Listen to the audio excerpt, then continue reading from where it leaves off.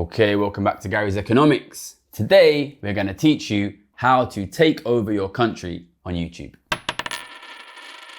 Okay, so I have been back in the country for just over a month now, and I've been trying to take in the changes in the political landscape. We find ourselves in quite an interesting situation here in this country, across the world, especially us as a YouTube channel, which is we are increasingly looking like we are basically going to win the public debate on the need for some form of wealth taxation, on the need for stopping increases in inequality, on the need for preventing wealth being sucked out of society by the very rich. But increasingly, it looks like we are basically going to win the public and we are going to be blocked by various institutional powers, most obviously the political parties. Here in this country, it's super interesting because we have in power the centre-left political party, which is kind of the party which in theory is supposed to be the party which allows these kind of things to happen, allows inequality to stop increasing. We're probably going to get blocked by them. And it puts us in this interesting situation where we have obviously taken a huge amount of power politically here on this YouTube channel, but it might end up not being enough. And it leads us into this situation where we basically need to ask ourselves, can we take more power? And that is why we are going to discuss today how to take over your country on YouTube. And I want this to function really as a how-to. What I want to do today is really slow it down. So I think it's going to be a bit of a longer video. And I want to really explain how do you do this? Because I think if we end up in this situation where the vast majority of the public wants something done on inequality, but we are being blocked kind of by these elite classes, including the left-wing political parties, we're going to need a situation where we really build a broad, popular movement, and it will really help if that movement is international. So I want to do a how-to here, which kind of explains what we're doing and what we're going to do, but also explains how you yourself can try to take over your country using social media and using YouTube. So obviously this title, How to Take Over Your Country on YouTube, is intentionally a little bit controversial, a little bit salacious. And I think when you hear it, you might think that's ridiculous. You can't take over a country on YouTube. And to that I would answer, look at Donald Trump, look at the US, look at the US alt-right. They basically did take over their country with a largely social media-led political campaign.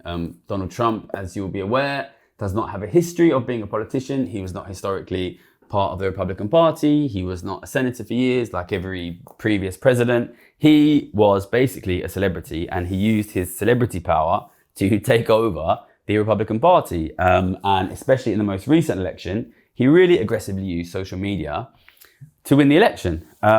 Here in the UK, we have Nigel Farage, who is the leader of our far-right party. And I think he will win the next election. Largely because his party and his broader political movement is far more effective on social media, on YouTube. So as absurd as it sounds, I think if you step back and look at it, it is obvious, and really it has been obvious for years, that traditional media is losing power, especially in the realm of politics. Social media is gaining power, and over time, social media is going to become more and more powerful and more important in the realm of traditional politics. And I think what is super interesting is that even though that move was really quite obvious 5 or maybe even 10 years ago, the traditional political players, by which I mean not just the traditional historic parties like the Conservatives and Labour here, or the Republicans and Dems in the US, not just the traditional political parties, but also the traditional power players in terms of newspapers and traditional media, simply didn't move into this social media space, which was and still is obviously going to become dominant in politics. And it created this just massive opportunity to almost just walk in and take political power, because the media format changed, it moved to this new space. We had all of these like massively powerful institutions like political parties, newspapers, TV channels that simply did not move into the new space. And The obvious example of a group that moved into this is the US alt-right, or the US alt-right, far-right, whatever you want to call them.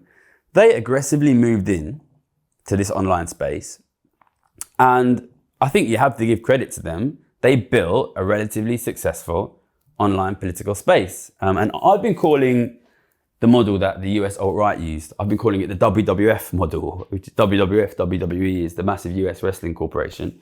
I was a big fan, like most people in my country were when we were teenagers. When you start watching WWF, or when I was a kid, you walk in and there's 30, 40, 50 wrestlers, and they all have their different faces and personalities, larger than life personalities. These guys are a group, they hate those guys, they're allied with these guys. And it creates like a very social space, basically. You pick your favorites, you pick the guys you like, they talk to each other, you and your friends know them.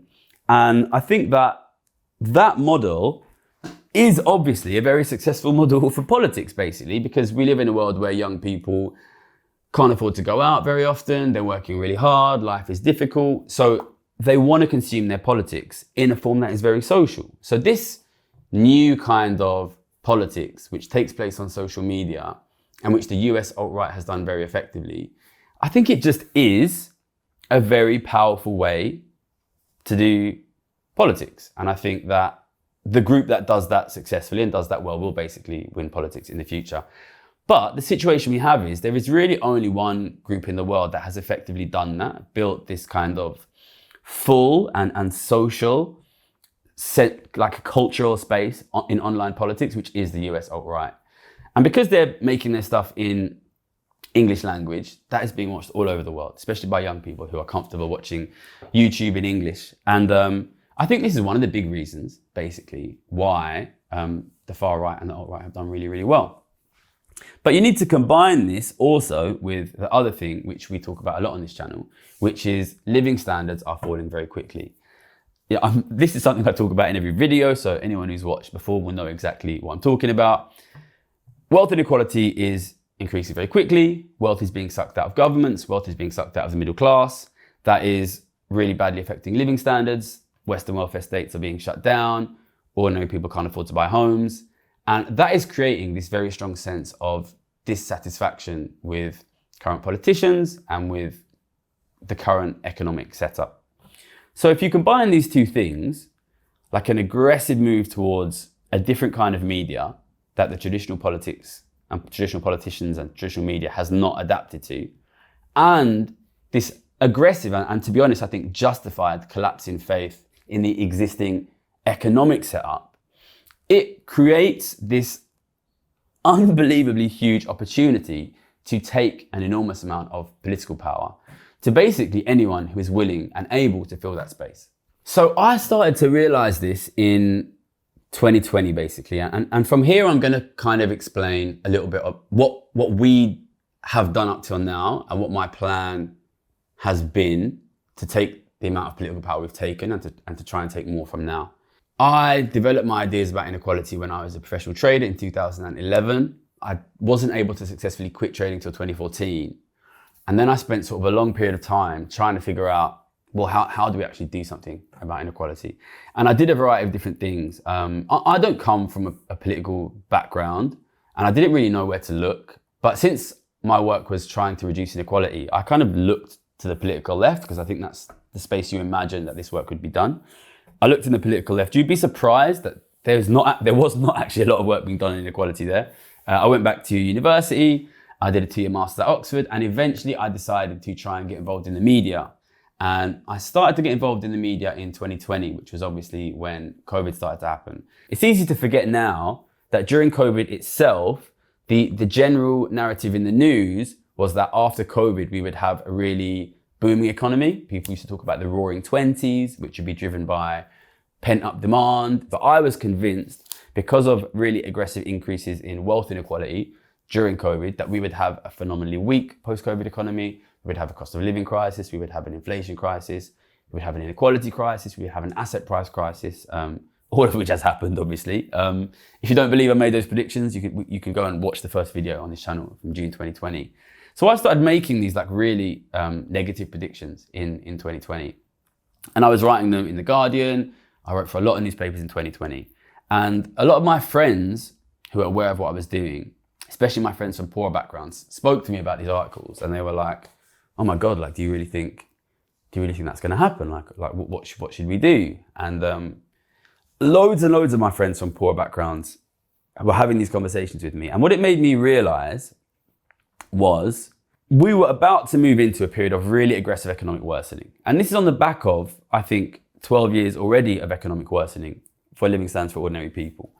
I realized that my friends really didn't have anywhere to go to get good economic analysis. So obviously there is economic analysis on places like the BBC or in the Guardian and in the mainstream media and the newspapers, but it's rubbish, mate. First of all, the quality is genuinely bad, right? So I'm, a former trader. As a former trader, I worked for a very big investment bank. You get enormous amounts of economic analysis. We are obviously not watching, the stuff on the news. Some guys might read the Financial Times, but the truth is that economic analysis is simply qualitatively bad. But even if you separate from the low quality, and I will add that that's largely because, like, if you're a good economist, if you're a really good economist, you're not going to be fucking writing for the Financial Times, right? You're going to be working for a bank, obviously, because you just get paid so much more. And never mind, like talking for the BBC. So the analysis itself is bad, but beyond the badness of the analysis, the packaging and the delivery is horrendous. So like, what chance does like a regular guy have of understanding this like low quality, like really unwelcoming, really inaccessible, really difficult to understand economic analysis? And I saw that when I was writing for The Guardian and other such newspapers in 2020, when it was obvious, to me at least, that we were about to head into a massive economic crisis. And when I saw that, I saw immediately like you are about to enter like a historic, massive economic crisis, which is not even going to be temporary, which is going to be permanent and worsening. And like 80-90% of the country do not have a single journalist or media outlet that they trust to deliver economic analysis. Like, I saw that and I stopped writing for newspapers immediately. And I was complaining to my mates on WhatsApp, like, this is ridiculous. This is ridiculous. Like the space for good economic analysis on YouTube is already massive and it's gonna be enormous, and it's insane that we're not doing it. So I was very fortunate, like a friend of mine in my sort of group WhatsApp from high school was like a big camera enthusiast, and he was like, yeah, let's just start shooting videos basically. So we started shooting videos in 2020. And I guess now I should probably speak a little bit about how you do build up a YouTube channel. But first, I just want to make like the context extremely clear. I know I've said this already, but the gap is fucking massive. I'm speaking to you here from the UK, but I don't care what country you're from. This is true in your country. The vast majority of people in your country are really worried about the economic situation, and they do not have anybody delivering to them good quality economic analysis in a way they understand. That is like the commercial gap here is enormous. People want it in video form. They want it on social media. That is the way media is going. Nobody is delivering this. Nobody's delivering this. The gap is enormous. All right, so say you want to fill that gap. I think I'll split this bit into two parts, which is basically what I did, and then I'll try to relate that to like what you can do if you want to do it, because I think with social media and YouTube, the first thing to say is I don't consider myself a social media or YouTube expert.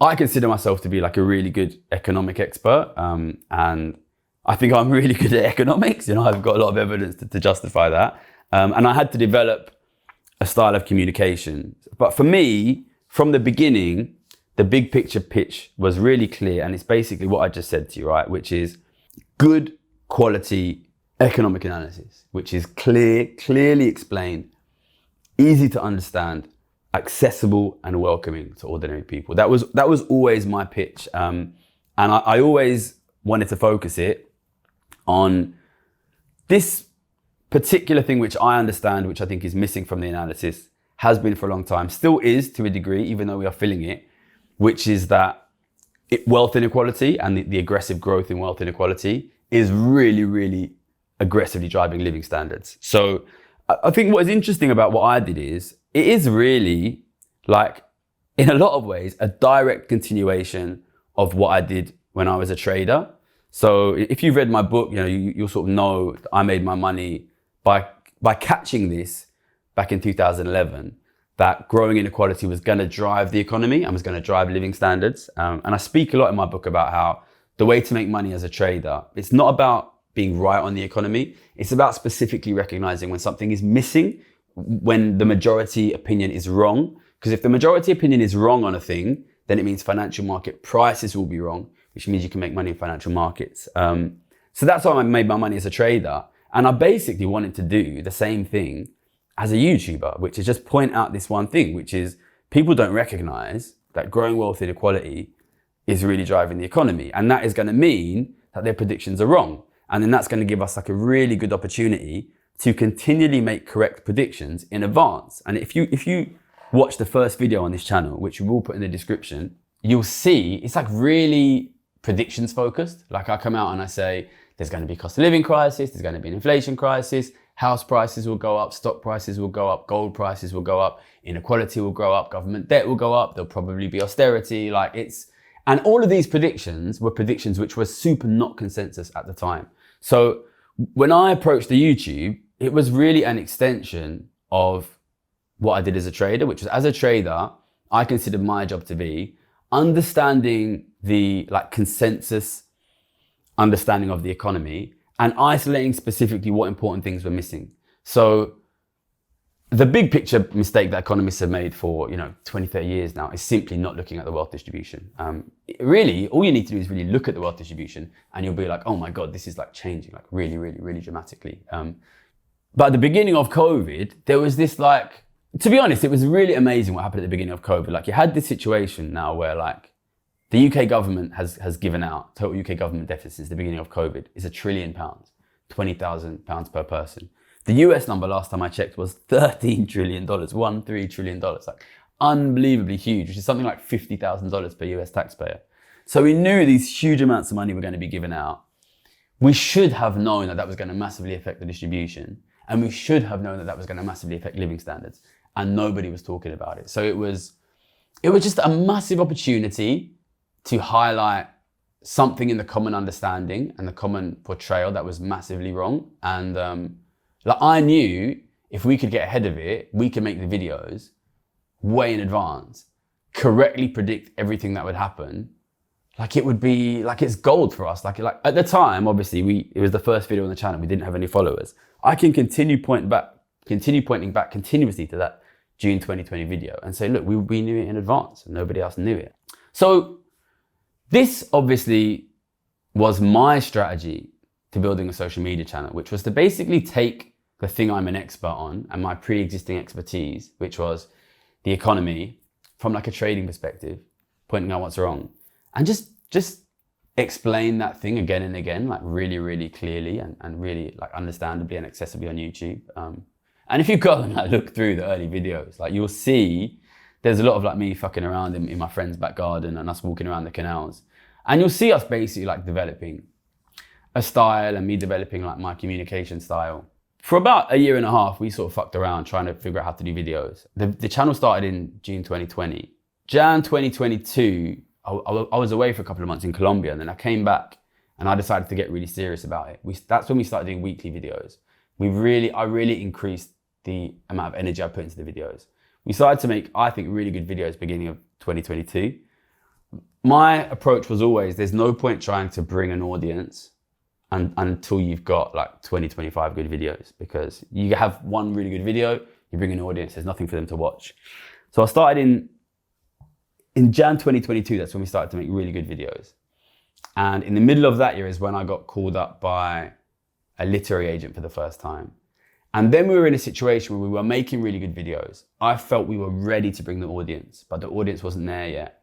And I basically saw the book as an opportunity to just, finally, we've got the product there on YouTube. The political potential power is massive.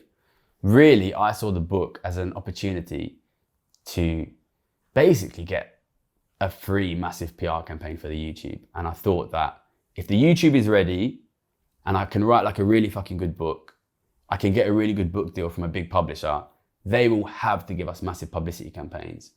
It will come out at a time when the economy is collapsing and we have the potential to build just a massive YouTube channel. And I always remember in my early pitch meetings with Penguin, because we were having these pitch meetings in 2022, and I remember saying to them, like, you might be worried that we are talking now in the midst of the economic crisis. And when the book comes out in 2024, the economic crisis will have recovered. I guarantee you the economic crisis will be worse in 2024 than it is in 2022. And I think time has proved that right. So what I'm saying is that gap to explain what's happening economically and politically in a clear way is only going to grow because the economic and political crisis is only going to worsen. And for me, that is the way that I approached it. That is the way that we approached it. I really aggressively used the book as a way of blowing up the channel. But I want to make it clear, you don't necessarily have to use the model that I used, and you don't have to do the kind of content that I do. I think on social media, it's very important that you kind of lean into your personality and your expertise, because if you try and, unless you are also, somebody with like a really strong background in inequality economics and trading, you're not going to be able to do what I do. But that doesn't mean that replicating in your own style what I do is not possible. For a long time, I was quite worried that my social media success was very heavily based upon my unique backstory, and that it wasn't replicable, which would mean that I would kind of have to carry the weight for a long time. And that was why I was really pleased when I saw Jimmy the Giant, who is another YouTuber, social media, politics, economics guy. When I saw him making videos about politics, economics earlier in the year, that's why I was so pleased to see the success of his channel. Because when I saw the success of his channel, for those of you who haven't seen Jimmy the Giant, haven't seen his interview on our channel, Jimmy the Giant, I think he's a really nice guy, hardworking guy. I would consider him a friend now. He hasn't been a trader. He hasn't been to these fancy economics universities. Regular guy, smart guy, hardworking guy from Milton Keynes, just ordinary guy, ordinary background, willing to do the research, willing to do the understanding, really good at designing videos, making videos, had a pre-existing YouTube channel, doing things like parkour and subculture stuff. And he moved into this space, politics, economics, and his channel grew super, super quickly. And I think what that shows you is people want this. People want this. There's massive demand for doing politics, economic stuff. And you don't have to necessarily have the background that I've got. So the demand is there. It's not just me and Jimmy the Giant doing it. I think another guy who was really interesting in this country is there's an economist called Richard Murphy. He has a channel called, I think it's called Economist Richard Murphy or something like that. Anyway, you'll find it on YouTube. And yeah, he's not your classic influencer type, but he's created this channel which talks about economics, aggressively talks about economics. And I don't know if he's in his 50s or his 60s, grey-haired older gentleman talking in, slightly posher accent about economics. And this guy's got 250,000 subs on YouTube, right? And it shouldn't work, but it does work because, number one, Richard Murphy works incredibly hard, does a video every single day, which hats off to Richard Murphy for doing that. But also just because the demand is there. And, it's not just Richard and Jimmy and me. There's a guy called Ordinary Things who does longer form documentaries about politics, economics. He's got over 1 million subs. That's just here in the UK. There's tons of people. Obviously in the US, you've got guys like Hassan Piker. The demand is there. The demand is there. Traditional media has just not stepped into the space.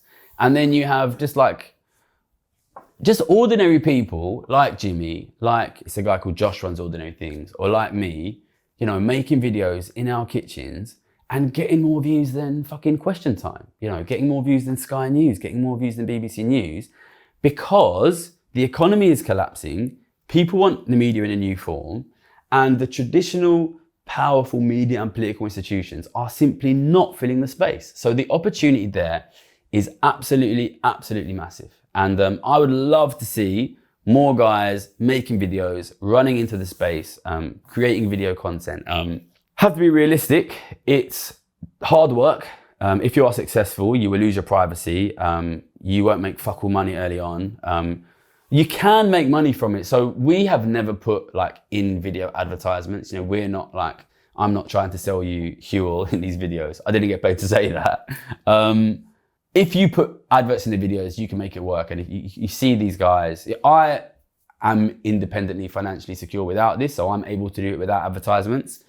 Stick the adverts in there, make it work, build the channel. The audience is there. If you build it, they will come into the space. And if I'm going to say that, I should shout out like other guys who are doing it. There's a British-German influencer making good videos called Anna Boca. There's a guy here in the UK called Quajo Housing. He's popular on Twitter. I'm trying to convince Jordan Stevens, a member of Rizzle Kicks, to start a YouTube channel. He's quite big on Insta. Navarro Media have always supported us. No Justice is another channel who she's also on Navarro Media. But there's tons. And just join the space. Jump in if you can. Obviously, I don't need all of you to build a YouTube channel. You don't all need to go and create a social media channel, because we already have this one and we already have other people who are hopefully going to fill that space. If you are not going to be the guy that makes the videos, and you don't need to be the guy that makes the videos, what do you do to support the channels that exist like us? And what do we do? What do I do once you have built this very successful political channel to then break through these barriers that are being put in the way by a lot of institutions, but most obviously by the political parties? Okay, so for me, the YouTube project was always from day one, like fundamentally a political project. And when I say that, I don't mean I'm trying to become an MP or I'm trying to become Prime Minister, because I'm definitely not. I'm really hoping I never have to do either of those things. But I came into social media because I saw this opportunity to aggressively take political power, basically. And the aim for me has always been very clear, which is growing wealth inequality is totally fucking up living standards. It's going to make your kids poor and your grandkids poor. And I want, at the very least, to stop that aggressive growth so that we can stop the fall in living standards. It's a simple project, and I think the simplicity is part of the power. There's a lot of potential power here, in the sense that what is happening economically is going to really devastate the future economic lives of like at least 70, 80% of the country. And that's true both here in the UK, and it's true wherever you're watching, wherever you're from, if you're not in the UK. So in a sense, politically, it's illogical, right? Because we live in democracies, and yet we have these economic political systems which are going to impoverish 70 to 80, maybe more % of families. So I've always been like really, really strictly focused on having like a very single issue plan, which is what's going to happen is not in the interest of the vast majority of the public, or even a lot of the politicians. So my focus has always been to be very single issue and strategic. And this is not as easy as it looks, because we have used traditional media to grow this channel. And I've done a lot of radio, I've done a lot of TV, I've done a lot of podcasts. With the book, we got like one massive hardback campaign, we got one massive paperback campaign. And these are all putting you in newspapers, putting you in traditional media. And when you appear in traditional media, at first, they will have you on as an expert on the subject that you are an expert in, which in my case is the economy and inequality. So you're appearing on shows, you're talking about the economy, you're talking about inequality, and I was very comfortable doing that because that's what I'm an expert in. The next stage in being successful in media is they will start asking you to do what I would call more generalist shows. So the most obvious example is they'll say, can you come on with Jeremy Kyle or whatever and do the news review on Sunday morning?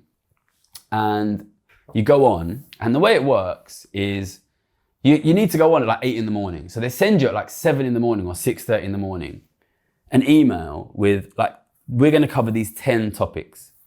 And if you're lucky, you've negotiated that one of those topics will be your expert topic. You're like, okay, I'm going to come on because we're going to talk about the economy and inequality. But the other 9 topics are generally bullshit that you don't know nothing about, right? And this is the way the media works, right? You know, I'm an expert on inequality, and I'm getting a list of 10 things, and I have to talk about, if I'm lucky, inequality, and also fucking Prince William, and fucking Smash the Boats, and fucking all kind of fucking Love Island last night, and all this kind of bullshit, basically. So I did it once. I went on this show, and suddenly you're put in this weird situation where you're forced to talk as if you're an expert. on all kinds of bullshit you're not an expert on, basically. So the media tries to push you into this generalist role. And for me, I felt that was basically, if I did that kind of show, it would discredit me as an expert on the thing I'm genuinely an expert on, which is the collapse of living standards in this country. And because the thing that I'm an expert on should be something you're interested in, and the majority of the country should be interested in, if you don't want to impoverish your grandkids and your kids, I felt that it was better to basically reject any generalist media and only accept any media that would let me talk about the economy. And there's an interesting example of this is when I went for the one and only time on Politics Live, which I think was the beginning of 2023. And I went on and they put inequality on the panel. And I got asked to talk about all kinds of shit. I got asked to talk about lab-grown meat. And whenever I got asked to talk about anything that wasn't inequality, I just aggressively refused and said, listen, I'm here to protect your kids from falling into poverty, and I'm going to talk about the inequality, I'm going to talk about taxation, and they never called me back. But it worked for us. It worked for us, and it's still working for us. And I was able to do that because I knew that I had a book deal, and I knew that I'd get a big press campaign. But also, if you look at when I went on Piers Morgan earlier this year, I had a really similar strategy, basically. Like, I know Piers Morgan is part of this like very successful, very popular alt-right US media. And I watched Piers Morgan going in and I saw what they did, which is we exist in a political climate which is very fractious and there's a lot of hate, and people who consider themselves to be on the right hate who they see as being on the left, and people who consider themselves to be on the left hate people who they see as being on the right. I personally, honestly, don't think I'm on the left or right. I just think I'm fucking right on the economy and don't want the economy to collapse. So I knew that they were going to try to sort of pigeonhole me as left wing. And my plan was to just, again, refuse to talk about anything that would identify me as left wing. So they use what is called a wedge issue. This is like another interesting concept. Like a wedge issue. A wedge issue is a politics media way that you use to discredit your opponent, which is they come in with an issue they're strong on. So for me, it's like inequality is fucked up, the billionaires pay no tax, cut tax on working people, raise tax on billionaires. It's super popular, and if you're not an idiot, you should support it. So I come in with that. These guys are basically paid stooges for billionaires half the time. And they don't, whatever they want, they don't want to talk about that because they don't want to talk about the one thing which the public love, which is going to mean taxing them and their fucking paymasters. So they try to move the subject of conversation onto a wedge issue, which is an issue which they think your opinion is going to be at odds with their audience. So when I went on Piers Morgan, they asked me, what do you think of Donald Trump? And they want me to say, fucking Donald Trump, he's such a prick. Basically because their audience is the US alt-right, which is largely Donald Trump supporters. And they want me to say that. And then they're going to say, oh, well, look, this guy, he's on the other fucking team. Hate this guy. Don't tax the rich. They're dickheads. And they asked me that about Donald Trump and they asked me that about Elon Musk. And both times I just said, I don't fucking know. I've never met Donald Trump. I've never met Elon Musk. Do you know him? Have you met him? I think Piers Morgan has met him, apparently. But basically, I think once you have the channel, I think the political power is just relentless focus on message. Relentless focus on message. And I think the reason that we have a lot of potential political power here is because we are talking about the issue that the vast majority of the country cares about, which is the impoverishment of their families. If you don't do something on inequality, your kids will be fucking poor and they will live in a tiny little house and they will struggle to pay the rent and they will struggle to pay the bills. That will get worse and worse.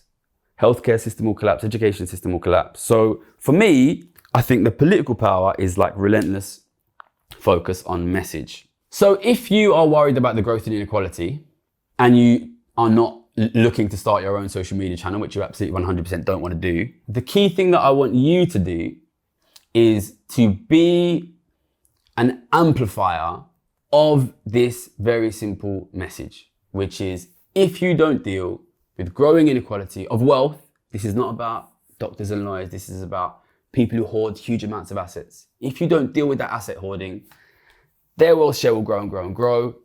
Your kids' wealth share will fall and fall and fall.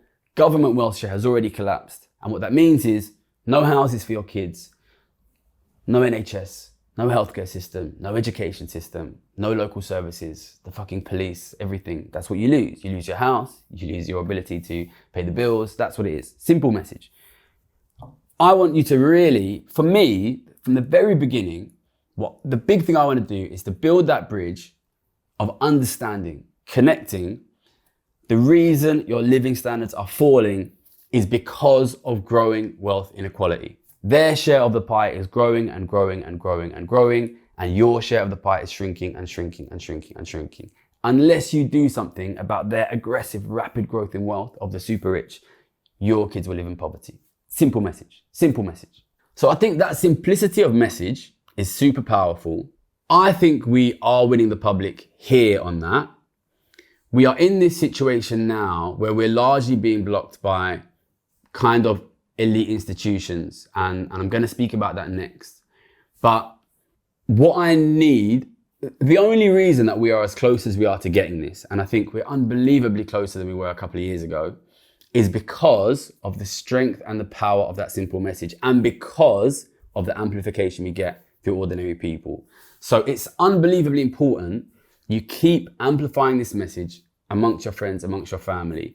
And for those of you in other countries, this channel is not as popular outside the UK. It is also popular in Australia and Ireland and places. But in other countries, this message and this channel is not as popular, which means there is a massive space for you to do in your country what I'm doing. I would fucking love to see somebody in the US doing what I'm doing in an American accent and winning the American people. But the same thing in Germany, Italy, Spain, Netherlands, France, Japan, everywhere. I know we're getting watched all over, Scandinavia, Canada, all of your places. There's massive space to build that message. Build that message, build that message, build that message. Because the power that we have, the power that this channel has, all comes from a clear message on social media being amplified by viewers. And listen, this is what Rupert Murdoch does. This is what the mainstream media does. The mainstream media is dying. We can occupy that space. We can be Rupert Murdoch. And if we are Rupert Murdoch, we get what we fucking want. So how do we deal with the blockers? How do we deal with the blockers? Okay, what do I mean when I say blockers? Okay, so for a long time, I'll be honest, I didn't think we were gonna win this project. And I thought there was opportunity, which I tried to run into, and I didn't. Well, to be honest, once I started writing the book, I thought we had a good chance, but I never thought we'd be as successful as we have been, right? In terms of winning public opinion. We have massively won public opinion now in this country. There's a lot of progress to be done in other countries, and it's absolutely important that we continue to win public opinion in this country. I didn't think we would win the comms battle because I thought we were up against the super rich. Now I think we will. And I think, to be honest, in this country, we almost have won the comms battle. I spoke about it a couple of videos ago. The vast majority of the public, even conservative voters, even reform voters, support wealth taxes, support a fairer taxation system, think that the super rich should pay tax at least the same rates as the rest of us. That is one. And yet we are now here in a situation where, so I called out Labour in 2 weeks ago, and we got, I think, 5 MPs come back. I think they've got 450 MPs or something. How many? And we got 5 MPs back, right? So that tells you where we are in Labour. And it was largely MPs who are sort of a bit ostracised as being considered on the left or the far left of the party. So why are we in a situation where the public want it and a centre-left political party called Labour, who are supposed to represent working people, are blocking it? So I think what you need to understand here is that we as inequality grows, our society bifurcates. And what I mean by that is our society kind of splits into two lanes, And it's a bit, it's obviously not as clear as 2 lanes, but as inequality grows and wealth gets concentrated at the top, what you get is these very, very rich people at the top, they're getting really, really rich. The public is getting really, really poor. They start to live very different lives, basically. And rich people will go to elite private schools, and they'll go to elite university, and they'll get elite jobs. I was in Westminster this week, and I went to Oxford for a master's degree, and it was amazing. The place is exactly like Oxford College, basically. And you see that Westminster, just like Oxford University, is just a part of this very separate elite world, basically, that doesn't really inhabit the same space that you inhabit. Most of them, especially the ones who influence the culture, are rich. They come from rich families. They've often been rich for several generations. They view themselves as the rich. And when I come out saying tax the rich, they have a very strong emotional reaction against that. And I want to be clear, it's important that I say it. We're not trying to tax people earning 100, 200 grand a year. We're trying to cut tax on working people. We're trying to raise tax on people who have 100 million, a billion in assets. So most of these people are not in that bracket, but there's a kind of instinctive small c conservatism that comes from rich people from rich families, which is, listen, we're winning here. We don't want to rock the boat. It's important to recognize when you have a crisis of inequality, it damages living standards for the majority of people, but for the top 5%, for the top 1%, especially for the top 0.1%, they get richer and richer and richer and richer, and they don't want to stop it. So at the moment, we are in a kind of situation where we've won the public, and it's very important that we keep winning the public, and it's very important that that spreads to other countries. But the elite institutions, and it's not just politics, it's also the universities, which influence the way people think about economics, the media, which influences the way people think about economics, the think tanks, which try to shape policy on economics. All of these elite spaces, the central banks as well, are full of rich people that are benefiting from the situation, and they basically don't want things to change. All right, so what do you do? And in a sense, at this point in the video, it becomes, what do we do? Because I've kind of gone through how we got to where we are now. I'm unbelievably proud of the work that we've done, and I'm very grateful to you guys. I've said it before, this, in a sense, was a political experiment, which was, can we take political power without any billionaire funding, just some guys making videos, being clear, being honest, and amplifying that message through the public. And a really interesting thing has happened here, which before I made this channel, I was floating around this kind of left-wing think tank space, trying to find someone to do anything on inequality. And I couldn't find anything. And all I found was a bunch of guys. Okay, first thing I'll say is I've had a lot of support from good people in this space. But in general, that left-wing think tank space, all they are doing is lobbying politicians, lobbying politicians, lobbying politicians, lobbying politicians. And I decided to try something new, which was to speak to the public, to educate the public, and achieve power over politicians by having support from the general public. So it's, in a sense, it's kind of like a reinvention of fucking democracy on YouTube, and it's working. It's working, right? I can get meetings with these guys, and I think as we approach the election, if we can keep growing this social media platform, I think we can get into a situation where basically they have to give it to us. So there is a lot of reluctance in the Labour Party, and if you're in Germany, it'll be the same thing from your centre-left party. If you were in the US under Biden, you would have seen this, the centre-left parties are reluctant. They are reluctant, partly because they live in their little bubbles.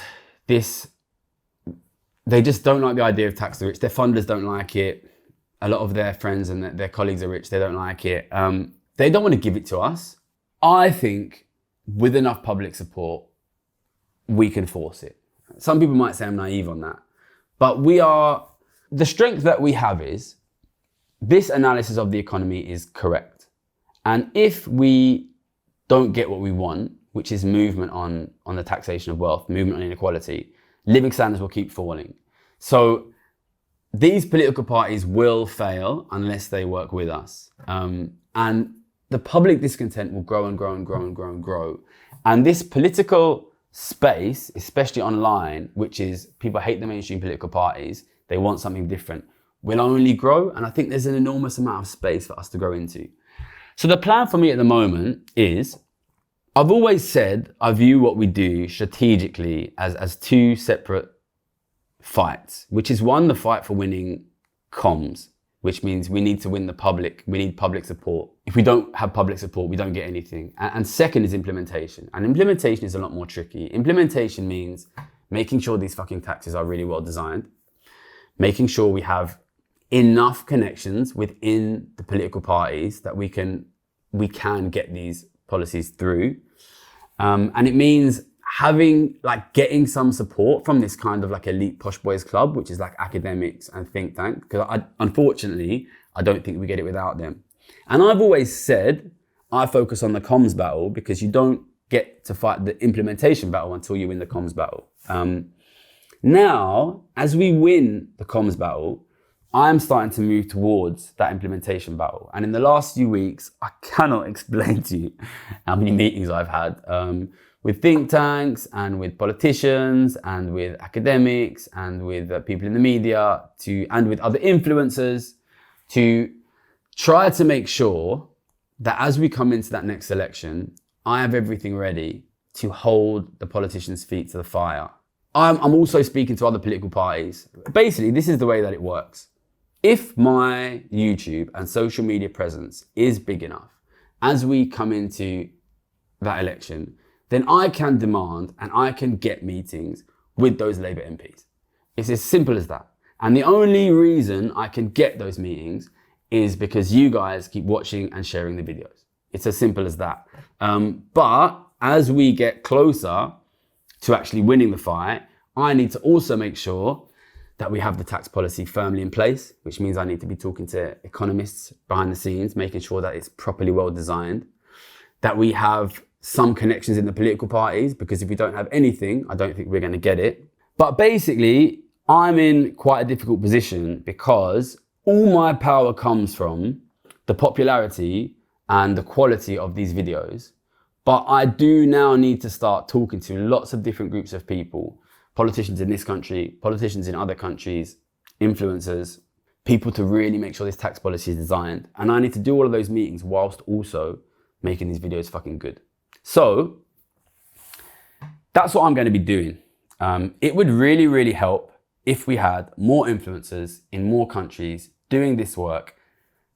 The more focus we can have on this simplicity of fucking message, the better. I spoke about message discipline before I went away. This will not work if it's just me. We had like an old politician, Neil Kinnock, come out about a month ago on the news in the UK, say we want a wealth tax. That's my tax, all right? Not just me. Great work being done by PM UK and TJ UK on these kind of things. He didn't say Gary's tax policy. This is the way that you make something common sense. It needs to be less Gary's policy and more simple understanding. If you don't deal with aggressive increases in inequality, living standards will fall. The way to deal with that is changing the tax policy, tax the rich more, tax working people less, tax wealth not work. We need more people doing the simplicity of message. We need more people online. I am probably on this series gonna try to get other influencers that I want to support on, because I want to build that kind of WWF model media to compete with that US alt-right. When I say that, I want to be really, really clear. If you are out there supporting the US alt-right or supporting any alt-right, we're not against you. We're trying to protect your living standards. Always be careful about distribution and inequality. We're going to build this space. We're going to keep making videos.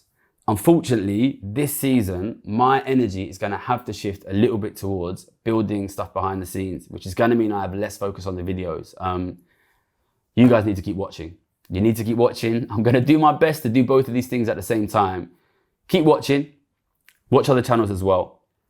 Keep this simplicity of message. I think next week I'm going to do a video that basically focuses on how do you convince your friends and family that inequality is the problem, because this is a political experiment. Can you take over your country on social media, on YouTube, by using ordinary people as your amplifier instead of billionaires? I think we can do it. And the reason we can do it is because the competition's fucking shit. It's a bunch of posh boys who all went to the same school and they don't know what the fuck's going on. And we're better than them, aren't we? All right, so keep following, keep watching. I know it was a long one this week, but I wanted to really center what we're doing. And listen, keep watching, keep buying the book. If the book turns up in the top 10, if it gets back to number 1, that's massive for us. It keeps us in the news. I've said it a lot of times before. We don't win this today, we don't win this tomorrow, but the direction of travel is we're winning. The opportunity is growing and growing. So listen, stick with us. I'm already fucking knackered. I've only been back a month. So if I look tired and the videos are maybe not as sharp as they used to be, do forgive me, but I have to fucking meet with politicians every day and it's stressing me out. Thank you very much. Send this video to your friends, send your mum. Let's take over the country. My country, your country too, wherever you are. Tax wealth, not work. Fight back. Protect your living standards. Protect your kids. Thank you.